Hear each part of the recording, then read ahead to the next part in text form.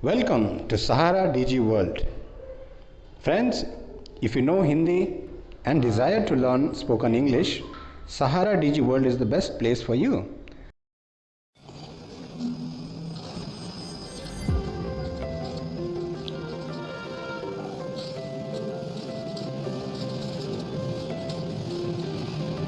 Welcome friends to Sahara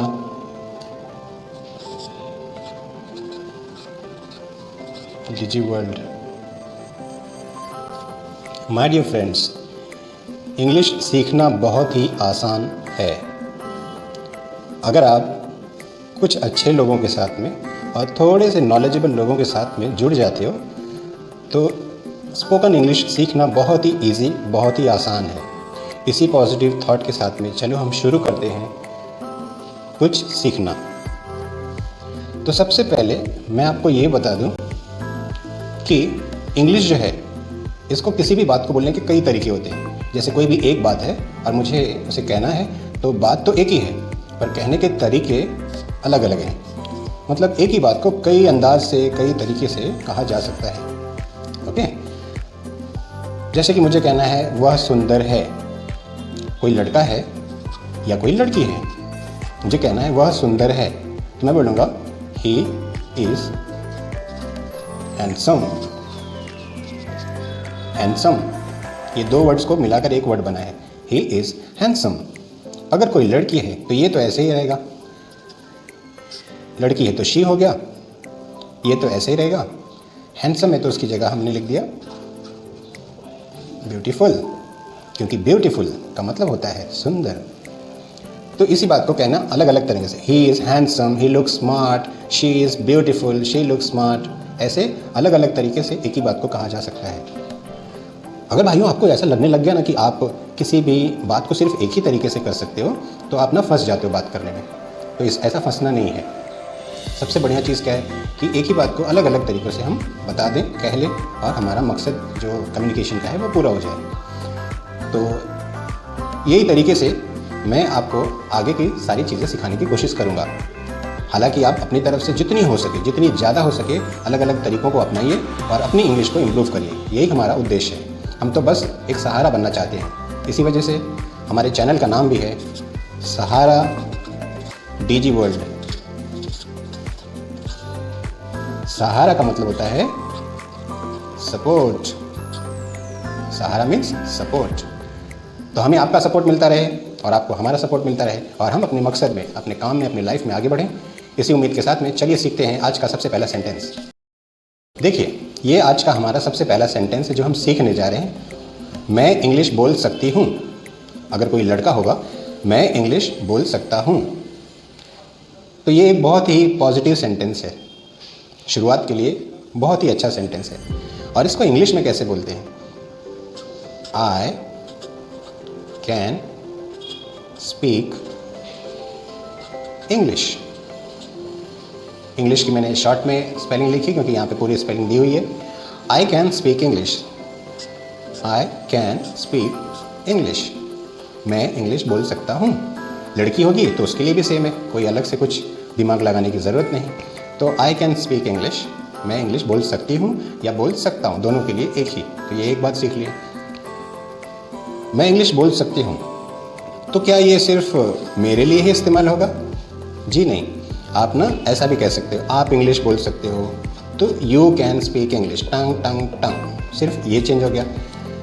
तुम, तू, आप, इन तीनों शब्दों के लिए यू ही इस्तेमाल होता है। अब हम इंग्लिश बोल सकते हैं तो वी आ गया, we can speak English, tongue tongue tongue, same. कितनी बढ़िया भाषा है, कितनी मस्त है, मज़ेदार। सीखो एक चीज़ और यूज़ करो कई जगह पे। तो आई के लिए मैं, यू के लिए तुम या आप, वी के लिए हम मतलब हम सब लोग। वे इंग्लिश बोल सकते हैं, they can speak English, they can speak English. तो ये भी हो गया। तो इस तरीके से ये आपको पता चला कि मैं इंग्लिश बोल सकता हूँ। ऐसी बातों को बोलने के लिए कितने तरीके हैं। आपको अगर और भी तरीके आते हैं तो बहुत अच्छी बात है। अब हम बढ़ते हैं अगले सेंटेंस की तरफ। ये है हमारा अगला सेंटेंस, जिसमें आप देख सकते हैं कि लिखा है इंग्लिश आसान है। क्या आसान है? इंग्लिश आसान है। भैया आसान है तभी तो हम सीख पा रहे हैं, तभी तो मैं सिखा पा रहा हूँ। चलिए आगे बढ़ते हैं। इसको इंग्लिश में कैसे बोलेंगे? इंग्लिश को इंग्लिश में इंग्लिश ही बोलते हैं। Very easy. इंग्लिश आसान है। English is easy. English is easy. कुछ लोग बोलते हैं इंग्लिश इज सिंपल। कुछ लोग जिनके लिए बहुत ही आसान होती है इंग्लिश, वो लोग बोलते हैं English is very easy. Very की स्पेलिंग अगर सीखना है तो VERY वेरी हो गया। तो English is very easy. English बहुत ही आसान है। दोस्तों आप स्पेलिंग, आप वर्ड के कलेक्शंस और अलग अलग छोटी छोटी चीज़ों में मत उलझना, क्योंकि लाइफ में हमेशा हम कोई भी चीज़ सीखते हैं तो वो ड्रॉप बाय ड्रॉप। कैसे सीखते हैं? Drop by drop. Drop by drop से क्या होता है? ड्रॉप बाय ड्रॉप से ओशियन यानी सागर भर जाता है। बूंद बूंद से सागर भरता है। तो आप भी ना इसी तरह थोड़ा थोड़ा इंग्लिश सीखिए और उसको अपनी लाइफ में यूज़ कीजिए। क्या कीजिए? यूज़। अगर आप यूज़ नहीं करेंगे ना तो सीख नहीं सकते हो, कॉन्फिडेंस नहीं आएगा, आप खुद को चेक नहीं कर पाओगे। तो इंग्लिश आसान है। अब आप समझ गए होंगे कि इस बात को कैसे बोलते हैं।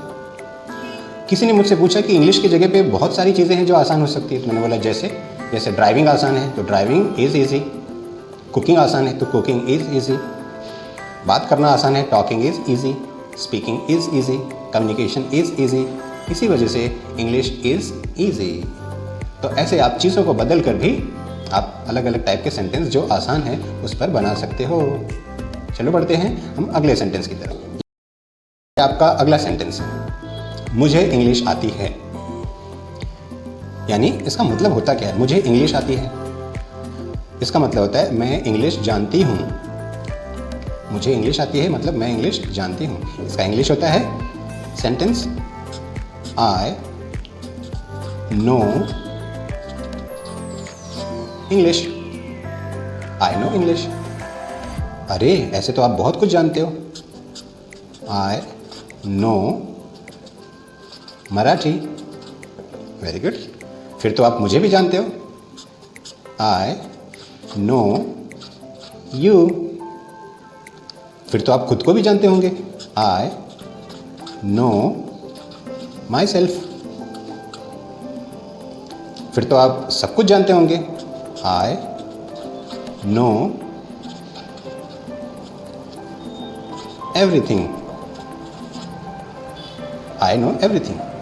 तो सिर्फ इंग्लिश आती है ऐसा बोलना होगा तो आई नो इंग्लिश बोलते हैं। अदरवाइज इसी बात को आई नो आप चीज़ें बदलते रहेंगे, जिनको जिनको आप जानते हो तो वो चीज़ें आपके लिए बोलने के लिए ईजी हो जाएंगी।